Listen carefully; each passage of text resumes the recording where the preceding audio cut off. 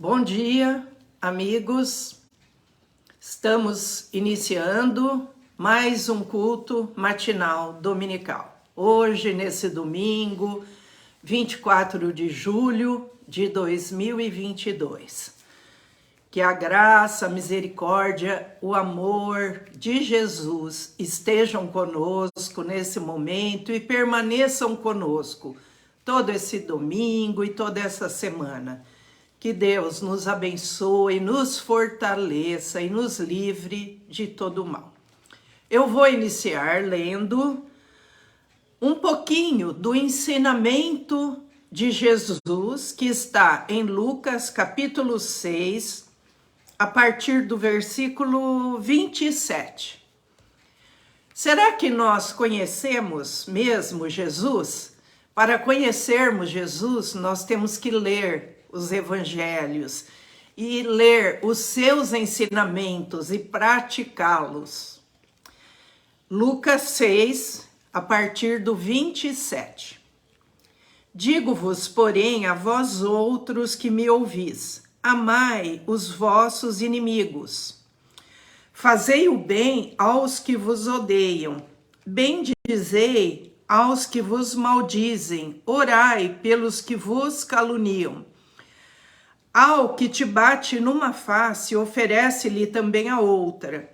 E ao que tirar a tua capa, deixa-o levar também a túnica.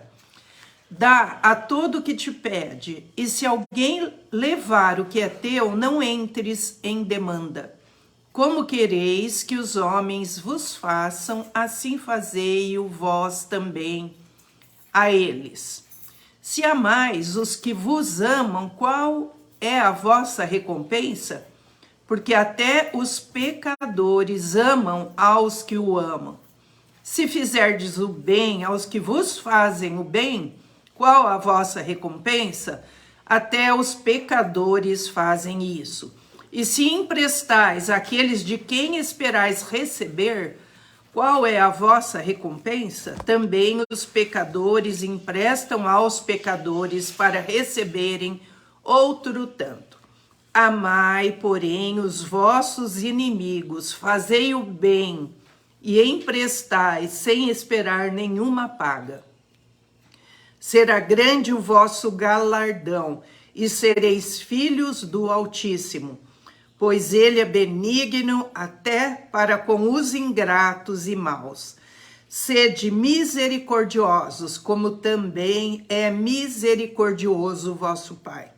Não julgueis e não sereis julgados, não condeneis e não sereis condenados, perdoai e sereis perdoados, dai e dar-se-vos-á boa medida, recalcada, sacudida, transbordante, generosamente vos darão, porque com a medida com que tiverdes medido, vos medirão também.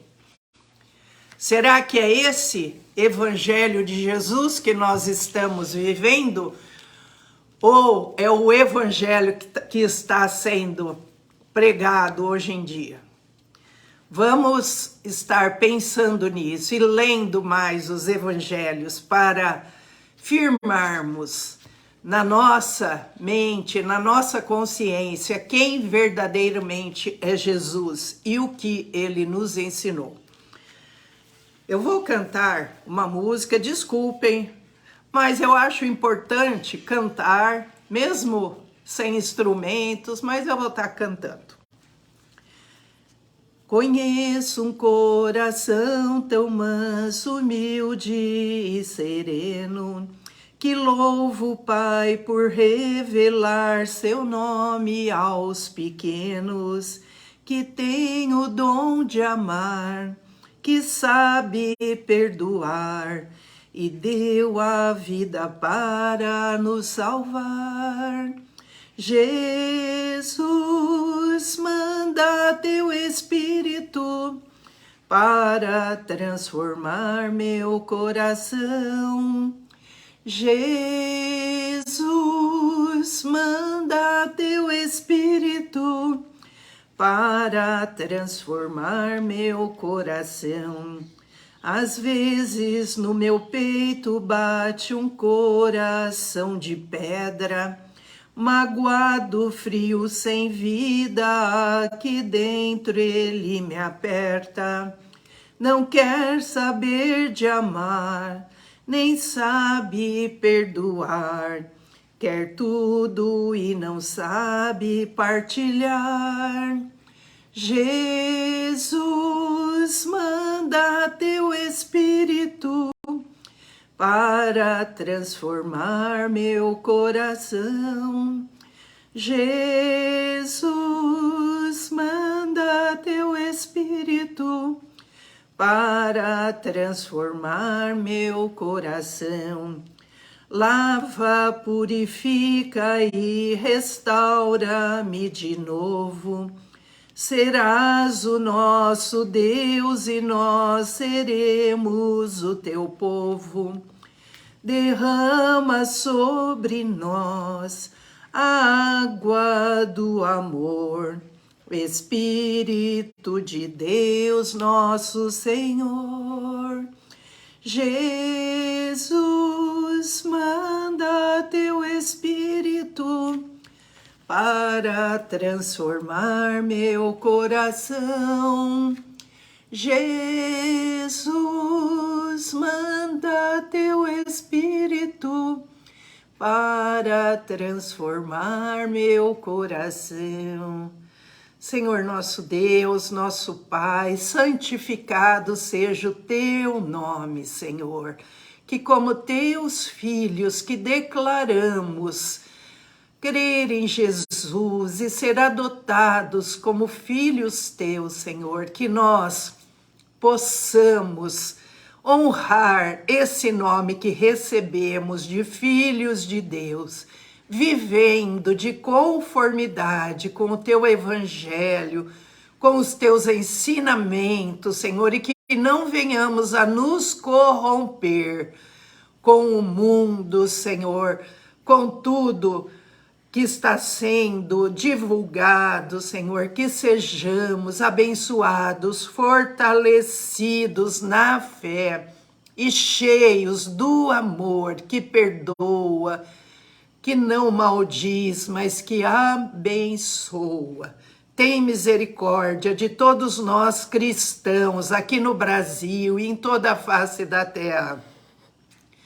Que todos venham a compreender a fé que declaram em Jesus Cristo, o Filho amado de Deus, que veio ao mundo para nos salvar e também para nos ensinar os seus mandamentos, o seu caminho, a verdade e a vida. Pedimos agora, Senhor, a tua bênção sobre a palavra que vamos estudar. Dá sabedoria ao Michel, que ele seja cheio do teu Espírito Santo e que ele consiga transmitir com simplicidade e sabedoria tudo aquilo que o Senhor tem revelado a ele, Senhor. E abre o nosso entendimento para que possamos compreender essa palavra e retê-la nos nossos corações e que ela se transforme em vida, vida que flui do Senhor através de nós. Ajuda-nos, Senhor, a sermos testemunhas tuas aqui na terra. Abençoa todos que estão assistindo, todos que vão assistir. Se tem alguém aflito, enfermo, estenda a tua mão, Senhor. Envia a tua cura, a tua libertação. Envia mais fé, Senhor, mais convicção de que nós, que entregamos a nossa vida ao Senhor, seremos abençoados e cuidados por Deus. Obrigada, Jesus, por tudo. Amém.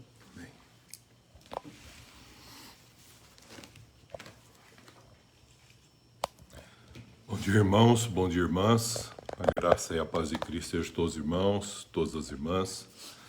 Mais um domingo que nós estamos para ler a palavra de Deus também e começar uma nova semana com Deus para a honra e glória dele. Hoje eu gostaria de trabalhar o tema sobre eventos futuros. E a base desse contexto, desse evento, hoje falei que eu falaria sobre o dia da eternidade. Para isso, vou pedir para que os irmãos e irmãs abram 1 Coríntios capítulo 15, a partir do versículo 19. 1 Coríntios 15, a partir do versículo 19. Se a nossa esperança em Cristo se limita apenas a esta vida, somos os mais infelizes de todos os homens. Mas de fato Cristo ressuscitou dentre os mortos, sendo Ele as primícias dos que dormem. Visto que a morte veio por um homem, também por um homem vem a ressurreição dos mortos. Porque assim como em Adão todos morrem, assim também todos serão vivificados em Cristo. Cada um, porém, por sua própria ordem. Cristo as primícias, depois os que são de Cristo na sua vinda. Então virá o fim, quando ele entregar o reino ao Deus e Pai, quando houver destruído todo o principado, bem como toda potestade e poder. Porque convém que ele reine, até que haja posto todos os inimigos debaixo dos seus pés. O último inimigo a ser destruído é a morte. Porque todas as coisas sujeitou debaixo dos seus pés. E quando diz que todas as coisas lhe estão sujeitas, certamente exclui aquele que tudo lhe subordinou. Quando, porém, todas as coisas lhe estiverem sujeitas, então o próprio Filho também se sujeitará àquele que todas as coisas lhe sujeitou, para que Deus seja tudo em todos. Esse último versículo 28, como o contexto do primeiro 19, nos dá uma ideia que eu gostaria que você imaginasse comigo uma figura agora. Imagine assim, Deus, um monte de interrogação, abrindo a eternidade, e aí começa um tempo que é chamado o nosso tempo, a temporalidade humana. Que nós nascemos, que nós vivemos, e que depois morremos. E depois passamos de novo uma linha que nós temos separados de um eterno, por isso que a Bíblia fala de eternidade a eternidade, tudo é Deus. Entre a eternidade e a eternidade tem a temporalidade. Então imagina um círculo, Deus sentado no seu trono, eternamente centrado ali, construindo as coisas, um monte de interrogação. Aí você nasce no tempo. Aí você vive no tempo, que é o tempo que nós vivemos aqui, debaixo desse sol. E depois você morre. E aí você volta, passa uma barreira e vai ter um monte de interrogações novamente e você volta para Deus. Então a pessoa vai perguntar para você assim, olhando esse quadro. É um círculo. E muitas pessoas acham que eternidade tem relação com o tempo. O tempo está dentro desse contexto eterno. Por isso que fala de eternidade a eternidade. E entre as duas há a temporalidade. Então, para algumas pessoas, a eternidade é um tempo que não acaba. Um tempo assim longo, indefinido, infinito. A eternidade, na realidade, é a vida em movimento, imaginando esse quadro que eu imaginei e falei para você também imaginar comigo. Eternidade é a vida em movimento, que principia em Deus, permeia o contexto do nosso tempo e volta-se para Deus. E é esse movimento de vida que é o contexto da eternidade. Por isso que Isaías 57:15 afirma que Deus habita a eternidade. Ele não habita na Ele habita a eternidade. Porque a eternidade é como se fosse um dia, vamos dizer assim. Por isso que eu falei do dia da eternidade. É como se fosse um dia. Que você tira toda a noite dele. Um dia que não acaba. Não precisa da luz do sol, nem da luz da lua para dar claridade. Porque Deus é essa luz inacessível dos homens, porque Deus é luz. É essa luz que desde o princípio já estava ali presente, quando antes do início da criação. Essa é a razão de Provérbios 4:18 afirmar que a vereda, isto é, o caminho do justo, do homem justo, é como a luz da aurora. É como um dia que começa com o sol nascendo, com a luz da aurora, que vai brilhando mais e mais até ser dia perfeito. O que é o dia perfeito? É aquele dia único que só a luz, que não é contexto de sombras. E o que é a conclusão desse dia perfeito? Significa o pico máximo do nosso dia seria o meio-dia, onde você não encontra mais sombra. Porque o sol não tem mais um contexto externo.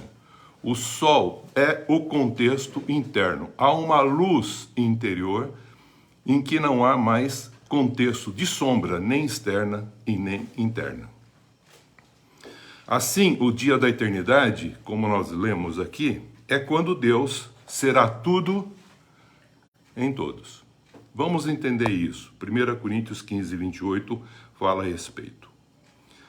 Para entender isso, nós precisamos voltar um pouquinho na criação. O primeiro homem formado, o primeiro Adão formado por Deus, Deus colocou no seu coração a eternidade. Eclesiastes 3:11.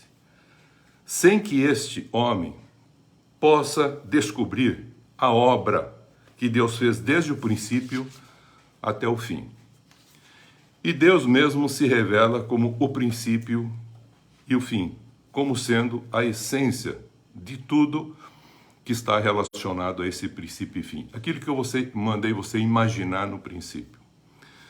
A Bíblia, quando fala em coração humano, como a essência e a fonte da vida, ela está se referindo que o homem plasmado do pó da terra teve os sopros de Deus, espírito, uma natureza espiritual, e quando esse sopro entrou nesse homem, ele se tornou uma alma vivente. Então o coração é o homem interior, que difere do homem exterior, da carne, do homem interior que é composto pela alma e pelo espírito. Isso que a Bíblia chama de coração. É o espírito e a alma. Esse é todo o coração. Mas você tem no coração uma parte que é da alma. É como você pensa, como você sente, é como você vai agir. É aquilo que nós chamamos a pessoa, o eu. Então vamos entender um pouquinho a respeito desse ponto, que ele é fundamental para podermos continuar entendendo a eternidade, esse processo que inicia em Deus, passa pelo nosso tempo e volta para Deus. E eu disse que tem uma barreira, e o homem, carne e sangue, não pode passar essa barreira. Mas o homem, pela revelação, ele vai empurrando essa barreira entre Deus e o homem aqui, por revelação que Deus vai dando. Deus vai entrando aqui no contexto do nosso tempo e vai dando revelação, e o homem vai empurrando essa linha imaginária que ele não pode transpor, mas ele pode empurrar pelas revelações que Deus vai dando. E Deus foi dando a revelação, e a maior revelação que ele deu foi o próprio Filho, vindo aqui, assumindo agora a forma humana, e ele fala para nós como que é esse outro lado. E isso nos ajuda a entender a eternidade sem ter ido lá, mas recebido alguém que veio de lá e nos orienta como que é o outro lado dessa linha. Então, quando Deus formou o homem ele tinha comunhão espiritual com Deus e ele tinha também uma comunicação espiritual com Deus. Falava com Deus na viração do dia, conversava lá com Deus todo dia. quando ele pecou, o homem, a sua mulher, houve a morte do espírito do homem, a morte espiritual. E houve um afastamento de Deus. Então o homem perdeu não só a vida espiritual que ele tinha. Ele continuou vivo, mas agora predomina o contexto da alma e da carne apenas. É um ser psicossomático e não mais espiritual, alma e carne. Mas agora ele ficou um indivíduo, ele se individualizou. Ele não ficou mais integralizado como Deus havia assim o formado para, com a sua vida, espírito, alma e carne. Essa pessoa, nesse corpo exterior, físico, e o corpo interior, que compõe esse corpo físico, que se interage e potencializa como um todo, mostrasse as virtudes de Deus onde ele estivesse e junto com Deus administrasse todas as coisas. Então quando ele pecou, ele perdeu essa condição espiritual, não só da comunhão com Deus, mas também de conversar com Deus. E como consequência, perdeu o sentido da mensagem dada pelo Senhor e o significado do movimento, da ação que Deus faz no transcorrer de todo esse contexto que nós vemos, que nós chamamos assim, todo esse processo de um tempo eterno, em que o nosso tempo está dentro dele, mas que na eternidade não tem tempo. Em comunhão com o Senhor Deus, o primeiro homem, Adão, quando formado, ele recebeu a autoridade para cultivar e guardar o jardim aonde ele foi colocado. Isto é, trabalhar na obra do Senhor e com o Senhor. Mas não é para ele fazer uma obra independente. É trabalhar na obra do Senhor e com o Senhor. Ele recebeu também a autoridade para dar nomes. E a gente vê na Bíblia descrito no capítulo 2 que Adão dava nome para todas as coisas. Nome inclusive para ele, para sua mulher. Mas ele estava só. E Deus viu que não é bom um homem estar só, fez uma auxiliadora idônea, para que, juntamente com ela, formasse o que nós chamamos a vontade de Deus, a humanidade. Que tivesse filhos à imagem e semelhança de Deus, e que esses filhos, casando com os filhos à imagem e semelhança de Deus, tivessem filhos à imagem e semelhança de Deus, e, consequentemente, assim haveria uma comunhão plena com Deus, uma comunicação do espírito desse homem com Deus, embora não vendo, mas ele tinha a percepção e a intuição permitia que ele tivesse essa revelação de falar com Deus e ouvir Deus, e aí ele viveria desse modo. O homem enganado pelo mal, o que aconteceu? Ele morre espiritualmente. E quando ele morre espiritualmente, ele perde essa integridade com uma pessoa que Deus havia formado. E ele se individualiza, como eu já disse. Ele já não é mais espírito, alma e carne. Uma estrutura num corpo físico, que tem uma estrutura de um homem interior, criado à imagem e semelhança de Deus, para expressar Deus com esse corpo, e ele assim deixa de fazer isso. E ele se torna um ser psico-carnal, somático, corpo físico apenas, alma e corpo físico. É isso que faz aparecer no homem a maldade e a corrupção. Então, deixando de ter essa comunhão com Deus, a gente percebe que também ele perdeu o que nós sabemos que é a sabedoria. Porque quando Deus soprou nele, ele deu consciência para o homem.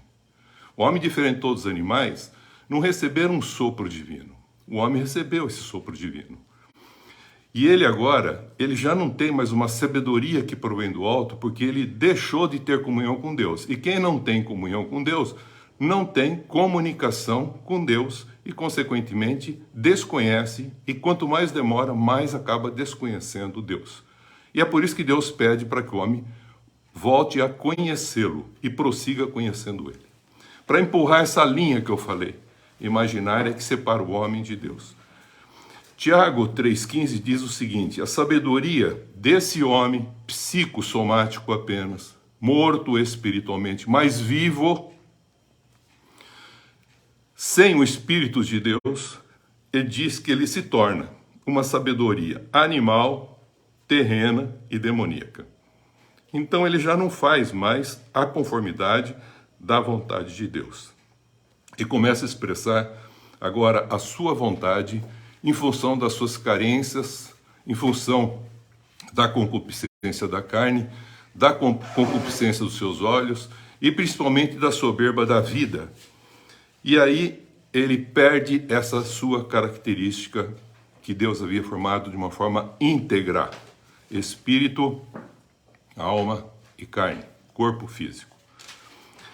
A memória espiritual da consciência do homem que permaneceu ali na alma dele lembra vagamente de como ele foi formado e faz com que o homem agora comece a se esforçar para ser espiritual, o que ele já é, mas só que ele está morto espiritualmente. E ele se esforça para ser espiritual, se esforça para restabelecer a comunhão com Deus e se esforça também para fazer uma comunicação com Deus. E cria a religião.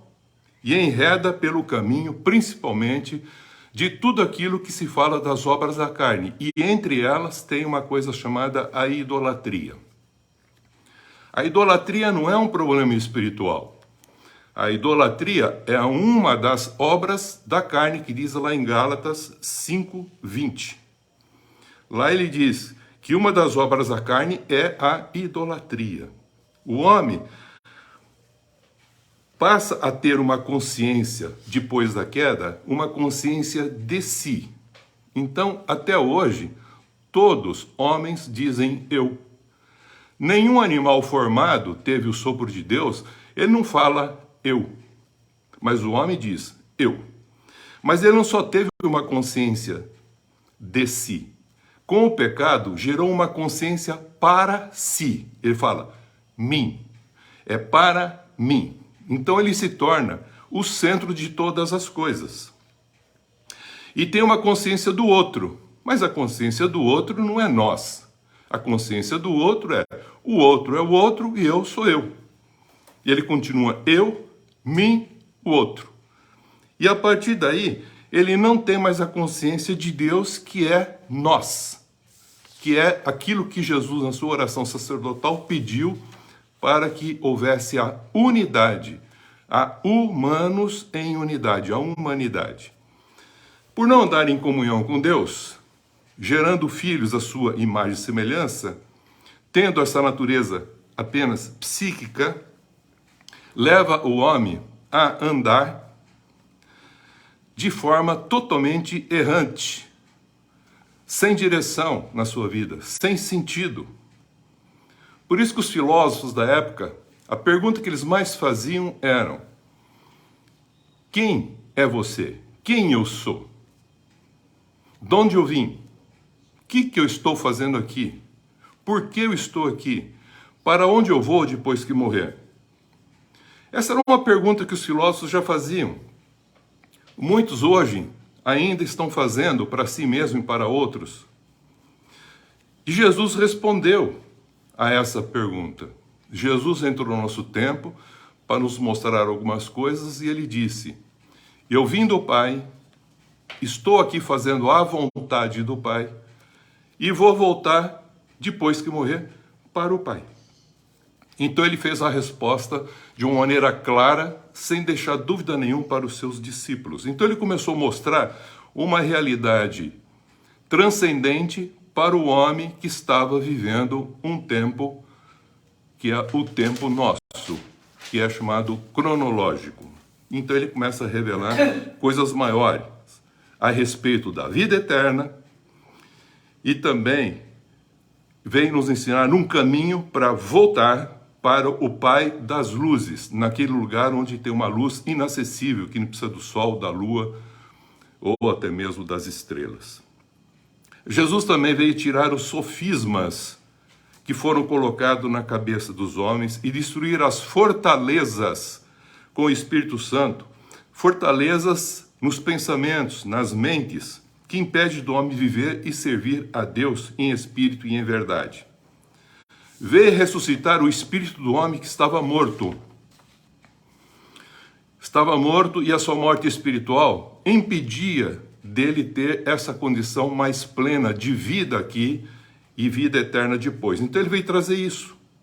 E o homem vivia, então, psicossomaticamente, como um ser animal e de uma existência também infernal, de escravidão, não só pela condição em que ele se encontrava escravo do pecado, mas também com o medo da morte. Por isso ele fazia de tudo para que a alma pudesse ser preservada. E deixava de viver a vida plena zoe, agora e depois a vida eterna. E Jesus veio trazer então essas condições e restaurar tudo isso que o homem havia perdido. O interessante é que ainda hoje, queridos, eu e você podemos ver que a alma humana se esforça muito para ser espiritual. A alma humana faz de toda a força carnal e anímica para ser um ser espiritual, que ele já é, só que ele está morto e ele não consegue ressuscitar. Então ele precisava da ressurreição de Jesus. Por isso que ele começa falando aqui, se a nossa esperança em Cristo se limita apenas a esta vida, somos os mais infelizes de todos os homens. Porque ele está falando de um contexto muito maior de vida eterna. Ainda hoje, o que mais se vê é isso. É sempre a alma humana fazendo isso. E aonde ele vai procurar fazer isso? Não só nas suas atitudes, nas suas filantropias, mas também até mesmo no seu contexto religioso. O que transforma o homem, queridos, não é o cumprimento das leis ordinárias que são dadas dentro da religião, até mesmo quando você lê a Bíblia. O que transforma o homem é quando ele tem uma transformação da sua natureza espiritual. Ele ressuscita espiritualmente. Ele nasce de novo, porque ele estava morto espiritual. Ele nasce espiritualmente, pela ação do Espírito Santo e pela palavra de Deus. E aí, essa condição faz com que a unção do Espírito Santo faz com que ele tenha uma nova forma de vida. Por isso é necessário o que Jesus falou para os seus discípulos. Você quer ser meus discípulos? Nega-se a si mesmo, toma a sua cruz e segue a minha pessoa. Isto é, segue Jesus, que é o autor e o consumador da fé. Porque as pessoas que se dizem salvas por Jesus Cristo ainda têm medo da morte. Têm dúvidas, não têm certeza se o nome está escrito ou não no livro da vida. Porque pensam num contexto, querido, veja, de ordem, de fazer alguma coisa. Isso é comum na mente das pessoas religiosas. Preciso fazer alguma coisa para Deus. Porque pensam na ordem a ser cumprida. E a ordem de Deus não foi dada para ser cumprida. A ordem de Deus é quanto à natureza a ser vivida. E não uma ordem a ser cumprida. É a natureza regenerada, uma nova natureza em Jesus Cristo, que pode agora ressuscitar, porque ele ressuscitou. Por isso que o cristianismo, a base do cristianismo é a ressurreição. Jesus, em João 17, quando ele estava já para morrer, ele fez uma oração sacerdotal por todos aqueles que viriam a crer nele. E ele faz uma afirmação a respeito da eternidade para nós, ajudando-nos a empurrar essa linha de um conhecimento transcendente que nós não vemos, mas pela fé compreendemos. Ele diz o seguinte: a vida eterna é esta, conhecer o único e verdadeiro Deus e a Jesus Cristo, a quem ele enviou. E para conhecer, eu já disse e volto a afirmar, você precisa ter comunhão. Por isso que em João, capítulo 1, da primeira carta de João, ele faz essa afirmação. Nós temos a comunhão com o Pai e o seu Filho. E essa nossa alegria, essa paz que nós temos não será tirada. E eu quero que vocês também tenham essa alegria e essa paz. Então, quem tem a comunhão com Deus, Pai, com o seu Filho, tendo essa revelação do Espírito Santo, que você agora é um filho de Deus, você fica cheio de esperança, cheio de graça, cheio de amor.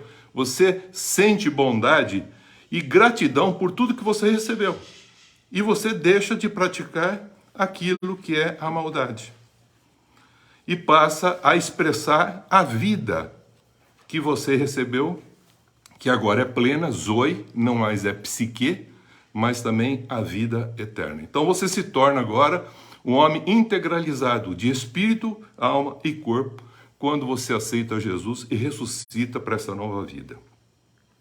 Você passa agora a andar não mais na carne, você passa agora a andar em espírito e deixa de satisfazer os desejos carnais. Porque você agora é nascido do espírito, porque quem nasce da carne é carne. E quem nasce do espírito é espírito. Por isso que lá fala que em João 3,6, que quem assim nasce é uma nova criatura, as coisas antigas já passaram, e agora você se torna um espírito que vivifica. Já não é mais um espírito morto. Você está integralizado no ser para que a glória de Deus, espírito, alma e a carne, num corpo físico, você como pessoa, homem e mulher, revele Deus onde você se encontra. Você passa a expressar o fruto do Espírito Santo, que é o amor. Está lá em Gálatas 5:22. E as suas características que o seguem: bondade, perseverança, domínio próprio, gratidão, tanto pelas bênçãos como pelas graças recebidas. Você se torna uma nova criatura. Então, você volta a perguntar, de onde então procede a falta de testemunho do Evangelho de Cristo, do reino de Deus? Por que ainda os sofrimentos e as dores que acometem a humanidade? Eu digo de uma maneira muito simples para você. Você vai passar por tudo isso, mas isso não vai te afetar quando você for uma pessoa de natureza santa e continuar praticando a justiça em amor e manter a comunhão com o Pai e com Jesus Cristo. Porque Jesus Cristo andava em comunhão com Deus. Alguns dizem, você precisa andar como Jesus andou. E a turma pergunta, como? Eu falo assim, é curando, profetizando. Não. Jesus andou de uma única maneira, em comunhão com Deus, e tudo mais que ele fazia era porque ele tinha uma natureza santa de um filho de Deus. E aí ele expressava Deus através da sua vida. Mas ele não fazia para ser o filho de Deus, nem mostrar que ele era o filho de Deus. Tanto é que quando ele fazia, ele falou, agradeço o Pai, mas não a mim, porque quem está fazendo essas obras através de mim é o próprio Pai. Então, Jesus teve um momento na sua vida que nos revela uma grande verdade a respeito desse contexto, dessa importância da eternidade. Ele, na hora que ele ficou sabendo que ele teria que realmente receber um batismo, que é o pecado de toda a humanidade sobre ele, ele falou que ele estava muito angustiado até esse dia. Então ele vai em oração no Getsemane e pede exatamente para Deus não ter essa condição do pecado sobre ele. Porque se o pecado vier de toda a humanidade sobre ele, o que aconteceria com ele sendo agora não um homem pecador, mas pegando o pecado da humanidade? Ele perderia a comunhão com Deus. Sabendo que isso ia acontecer, ele orou para que Deus deixasse ele morrer pela humanidade, mas que o pecado não viesse sobre ele.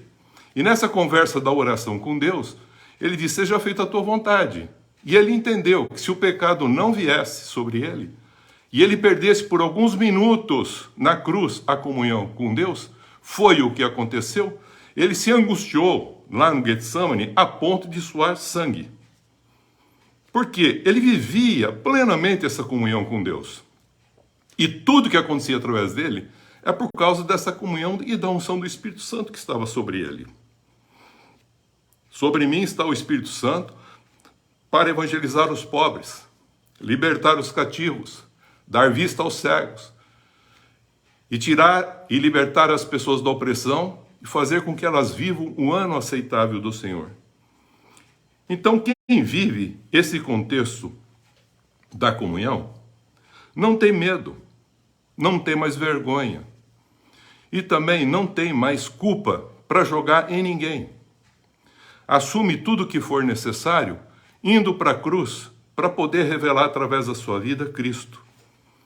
Não se abate, não culpa mais ninguém, nem as circunstâncias, nem o casamento, nem a instituição religiosa que se encontra, nem o seu trabalho, nem a sua família.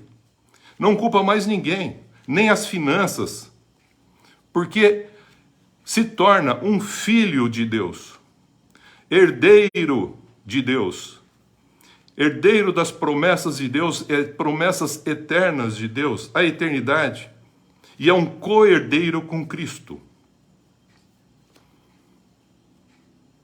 A imunidade, para você ter isso, querido, não é na força humana, é numa transformação que você recebe ao aceitar Jesus Cristo como seu Senhor e Salvador, conhecendo nele o contexto da realeza que provém de uma revelação de Deus e aceitando esse Deus que ele mandou, como também aceitando quem foi mandado. E, consequentemente, o Espírito Santo fará essa obra que vai começar e vai concluir até a vinda de Jesus. E a imunidade que você adquire é uma imunidade por você ter a comunhão com Deus e com o seu Filho Jesus Cristo, como diz lá em 1 João, capítulo 1, os versículos iniciais. Lembra-se o seguinte, Deus fez uma afirmação e Jesus também falou, aonde 2 ou 3 estiverem, lá eu estarei. Você vai encontrar também nas passagens no Antigo Testamento uma carta que foi escrita por Salomão, um livro escrito, tem Provérbios, tem Eclesiastes, e lá ele fala uma verdade que é interessante. Ele fala o seguinte, o cordão de 3 dobras não se quebra facilmente. E por que 2 pessoas é melhor do que uma? Porque 2 permite um testemunho.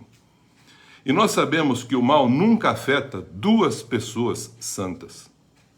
Pode afetar uma, mas não afeta a outra. Ele nunca prejudica um santo com uma doença. Pode prejudicar uma, não prejudica o outro. Por isso que fala, quando um cai, o outro ajuda a levantar.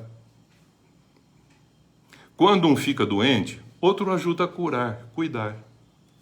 Quando o outro fica desanimado, outro ajuda a estimular.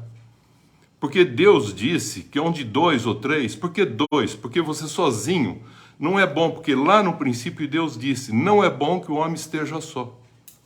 E o solitário deve viver em família, por isso que ele construiu a família, para que quando crescer, forme outras famílias para acolher todos aqueles que ainda não compreenderam a grandeza dessa família que Deus proporcionou para que a gente tivesse. Essa comunhão que a gente tem que ter com Ele. Porque se nós saímos desse contexto, nós sabemos que nós perdemos o que é o eterno. E saímos dessa roda da vida da eternidade. Então, um ajuda o outro. E quando você percebe que alguma coisa não corre bem com você, examine a si mesmo se não foi afetada a sua identidade de filho ou de filha de Deus. Porque o mal, quando ele ataca, ele diz, você não é filho de Deus? Se você é, faça. E quando você faz por essa indução, foi o que Satanás fez com Jesus. Você não é filho de Deus? A tentação não foi para ele transformar pedras em pães. A tentação foi, você não é filho de Deus? Transforma essas pedras. Faça. Para mostrar que você é. Quem é não precisa mostrar. E assim o Satanás foi tentando Jesus, inclusive com a própria palavra de Deus. Então ele vai afetar primeiramente a tua identidade como filho e filha de Deus. Trazendo o quê? Uma dúvida se você é ou não. Que o Espírito já te disse que você é filho de Deus e filha de Deus. E você começa a duvidar da expressão daquele que já na intuição, lá no teu espírito, falando com o Espírito Santo de Deus, ele testifica que você é filho e filha. O mal vem para tirar em primeiro lugar essa condição. A segunda coisa que acontece no ser humano é que ele se desestrutura na construção de um ser único como pessoa. E ele individualiza por problemas, circunstâncias ou até por outras pessoas que desequilibram, tirando você do equilíbrio de ser uma pessoa santa na sua forma espiritual de ser, natureza espiritual, a natureza da sua alma e da sua identidade com o Criador.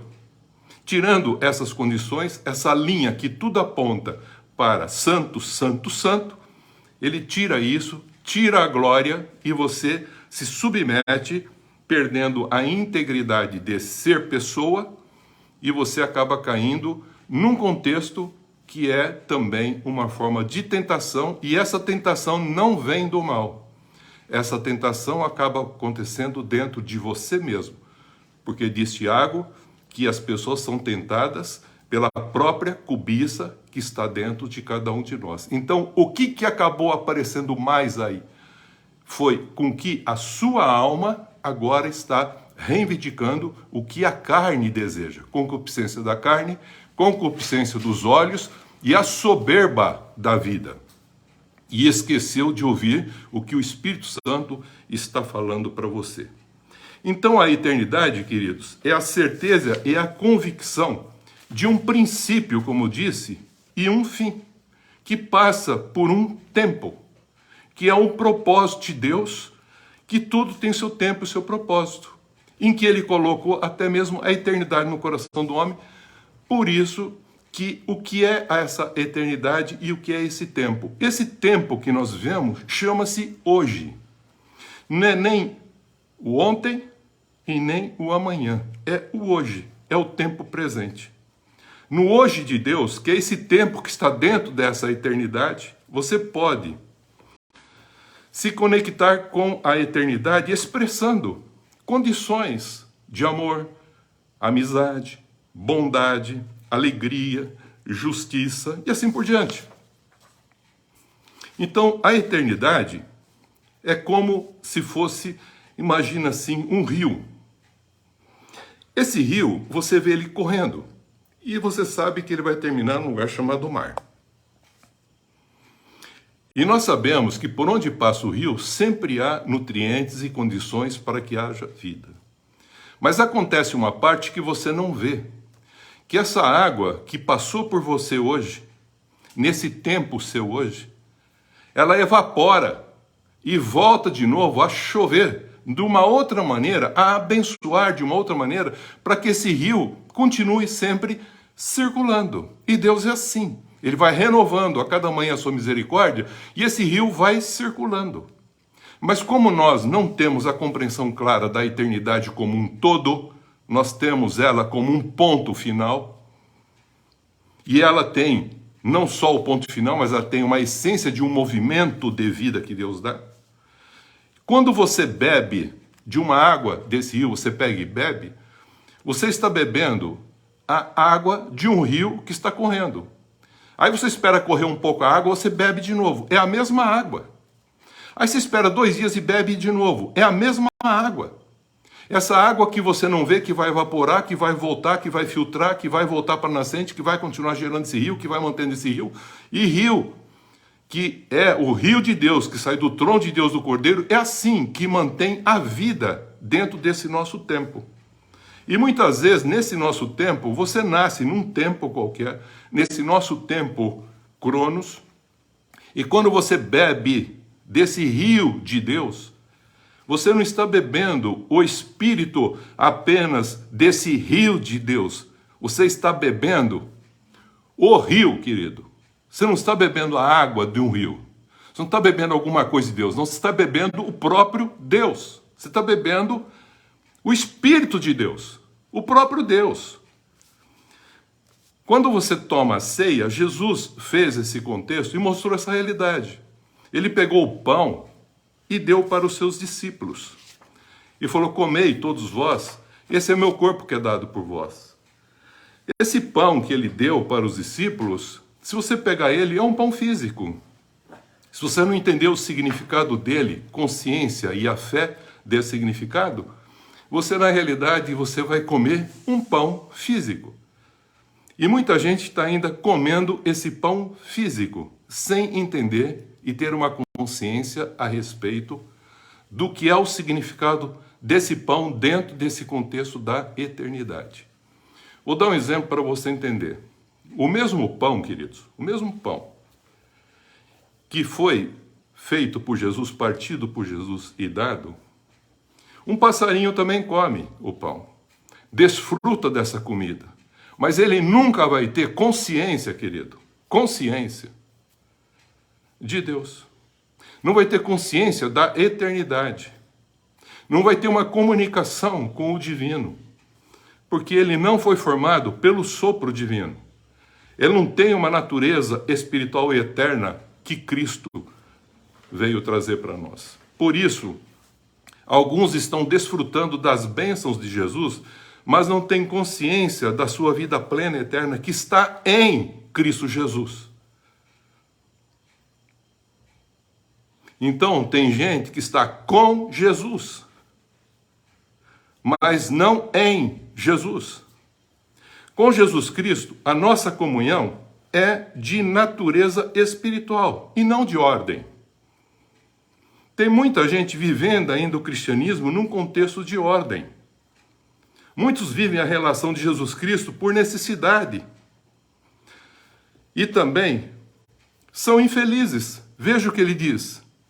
Se a nossa esperança em Cristo, versículo 19, 1 Coríntios 15, se a nossa esperança em Cristo se limita apenas a essa vida, esse tempo cronológico nosso, e não se estende para entender o processo da eternidade, que é o movimento da vida que Deus se proporciona, em que o tempo nosso está dentro desse contexto, apenas nessa vida somos os mais infelizes de todos os homens.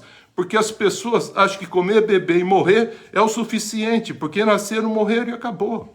Não, nós voltamos à origem da fonte das bênçãos. Por isso que nós não somos consumidos, por causa da misericórdia de Deus. Então muitos vivem essa relação com Jesus Cristo apenas por uma necessidade do tempo presente, das condições, das situações. Jesus Cristo não é o filho do tempo, queridos. Mas como filho unigênito de Deus, ele é o Pai, presta atenção, da eternidade, como diz Isaías capítulo 9. A eternidade só é vivida quando a palavra falada por Deus, escrita por homens, mas ditadas por revelação de Deus, ela se torna encarnada e praticada por cada um de nós. Se você não encarnar esse Cristo, essa palavra é Cristo em nós, a esperança da glória. O hoje que você vive aqui, ele se torna perdido no tempo e no espaço que você vive nesse tempo aqui na terra. Mas se o dia de Deus, que é chamado hoje que você vive aqui, ouvindo a voz dele, não endurecendo o seu coração, você realiza a sua vontade, seu propósito, você eterniza não só a vida, mas você eterniza um momento para estar voltando para Deus e dizendo para Ele qual a razão de você ter estado aqui. Então hoje, se alguém perguntar, de onde você veio? Eu sou assim, eu vim do seio do Pai, do coração de Deus. Ele deu-me para uma família, essa família cuidou, eu cresci, Ele revelou para mim, eu aceitei Ele, me transformei e voltei agora a ser um filho de Deus por adoção em Cristo Jesus, que foi assim que ele falou que a humanidade seria, que está lá em Efésios capítulo 1, versículo de 1 a 8. Então, nós não fomos formados para Deus para realizar um serviço, ou prestar um serviço. Não. Nós somos formados por Deus para fazer um trabalho. Que trabalho é esse? Um trabalho para você, sendo convidado, realizar esse trabalho de levar as boas novas do reino de Deus, do evangelho do reino de Deus, para todas as criaturas, com a sua e com a minha vida. O homem não tem uma tarefa para cumprir. O homem tem um destino para alcançar. Por isso que ele diz lá em 1 Efésios 1, nós somos predestinados em Cristo para sermos pessoas que expressam as virtudes de Deus. O nosso destino é ser um quem perfeito como Cristo, e não um que seja perfeito para tentar mostrar Deus de alguma maneira. Então há uma transformação em nós, ressuscitamos primeiramente no Espírito, entramos para essa condição de vida e depois, no final, vamos ter a anastase, que é a ressurreição, na vinda de Jesus, quando entraremos no reino de Deus, que já entrou em nossos corações e somos embaixadores desse reino aqui na terra. Deus, queridos, usou homens para escrever livros. Escreveu no corações de homens que não escreveram os livros, mas viveram e expressaram essa escrita de forma viva. E também mandou cartas para Israel, mandou cartas para as igrejas. Para quê? São livros, cartas que têm nomes, queridos. Por isso que os mortos serão julgados pelos livros que serão abertos. Mas nós não seremos julgados pelos livros que serão abertos, nós seremos julgados pelas obras que nós deixamos de fazer ou fizermos, ou para galardão, ou deixamos de fazer para um contexto de juízo. Aquele que guardou os escritos, porque somos cartas vivas, queridos, cartas vivas de Deus. Aqueles que guardaram os escritos, corresponderam com responsabilidade com a sua vida, eles vão esperar o encontro do Senhor de uma forma alegre, triunfante, como Paulo, corri a carreira, guardei a fé, espera agora a coroa da ressurreição. Lembre, Jesus mandou 7 cartas à sua igreja. E ele disse, quem tem ouvidos, ouça o que o Espírito diz às igrejas. Eu vou repetir. Jesus mandou João escrever 7 cartas e mandar lá para a região da Ásia. 7 cartas à sua igreja, e ele disse, quem tem ouvidos, ouça o que o Espírito diz à igreja, às suas igrejas, à sua igreja. A pergunta que eu quero terminar é a seguinte, todos alcançamos esse destino que é proposto para sermos e ficarmos igual a Cristo, predestinados para sermos uma pessoa a expressar o amor de Deus onde nós estamos, expressar as virtudes de Deus, viver em comunhão uns com os outros, como é no céu, viver aqui na terra, para a glória de Deus. Nós alcançamos esse propósito. Então quero terminar dizendo o seguinte, para quem acompanhou até agora e que vai nos acompanhar depois. Na eternidade, nós saberemos. Não temos muito para falar daquela linha que tem muitas interrogações antes de nascermos e depois de morrermos. Mas Jesus, os profetas, pessoas cheias do Espírito Santo, empurraram essa linha dessa compreensão que nos dá cada vez mais, com o passar do tempo, a revelação de como será o outro lado, de como será a vida na eternidade, que nada mais é do que a continuidade da nossa vida aqui e agora, plena em Cristo Jesus, e depois eterna no Pai, encerrando versículo 28, 1 Coríntios 15, 28. Quando, porém, todas as coisas estiverem sujeitas a Jesus Cristo, principado, potestade, vimos isso domingo passado, também ele vai se sujeitar a Deus, Pai, que tudo a ele sujeitou, para que Deus seja tudo e em todos. Esse, querido, é o dia chamado o dia da eternidade, quando nós que saímos de Deus, estamos aqui para fazer a vontade de Deus e voltamos para Deus. Esse dia será glorioso, pleno, cheio de graça. Glória a Deus por isso, em nome de Jesus.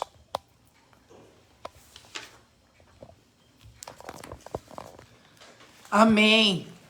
Por essa palavra tão preciosa, por essa água viva que corre do rio de Deus. E graças a Deus que nós temos condições de recebermos essa palavra, essa água pura, limpa, sem interesses pessoais, sem hipocrisia, uma palavra que vem de Jesus Cristo, nosso Senhor. e nós somos seus discípulos aqui na terra.